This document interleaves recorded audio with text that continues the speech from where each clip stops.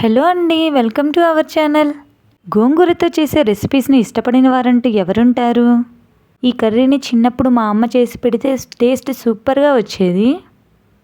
ఈ కర్రీ చేసిన రోజు అన్నం రోజు తినేదానికంటే కూడా 4 ముద్దలు ఎక్కువే తినేస్తాము.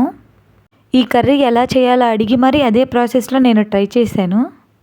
ఈ గోంగూర కర్రీ ప్రాసెస్ని అలాగే టేస్ట్ ఎలా వస్తుందో కూడా మీరు చూసేయండి. ఫస్ట్ గోంగూర ఆకులను తీసుకొని 2 సార్లు వాటర్లో కడిగి పక్కన ఒక గిన్నెలో పెట్టుకోవాలి. నెక్స్ట్ కుక్కర్ని తీసుకొని మనం కడిగి ఉంచిన గోంగూరని కుక్కర్లో వేసుకోవాలి. గోంగూరలో ఒక అరకప్పు కందిపప్పు వేసుకోవాలి. ఈ కందిపప్పు ప్లేస్లో మీరు పచ్చిశనగపప్పు అయినా వేసుకోవచ్చు.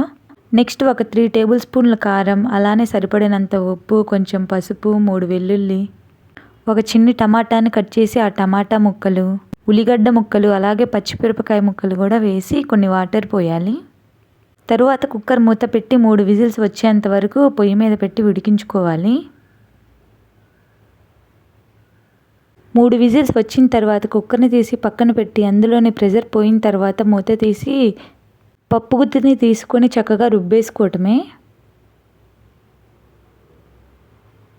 మనం ముందుగానే ఇందులో పసుపు, సాల్ట్ వేసాం కాబట్టి ఇప్పుడు వేయాల్సిన అవసరం లేదు.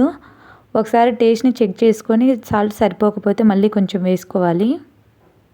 నెక్స్ట్ దీనికోసం పోపు రెడీ చేసుకుందాం. పోపు కోసం పొయ్యి మీద ప్యాన్ పెట్టి ఆయిల్ వేసుకొని ఆయిల్ హీట్ అయిన తర్వాత మినప్పప్పు, అలాగే కొన్ని ఉల్లిగడ్డలు వేసుకొని వేయించుకోవాలి. ఇందులో 1 టీ స్పూన్ జీలకర్ర, 1 టీ స్పూన్ ఆవాలు వేయాలి. ఉల్లిగడ్డ ముక్కలు కొంచెం ఫ్రై అయిన తర్వాత అందులో 2 ఎండుమిరపకాయలు, కొంచెం కరివేపాకు వేసి పోపు రెడీ చేసుకోవాలి.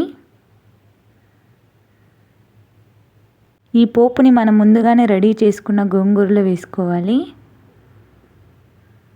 అంతేనండి, మా అమ్మ స్టైల్ గోంగూర కర్రీ రెడీ అయిపోయింది.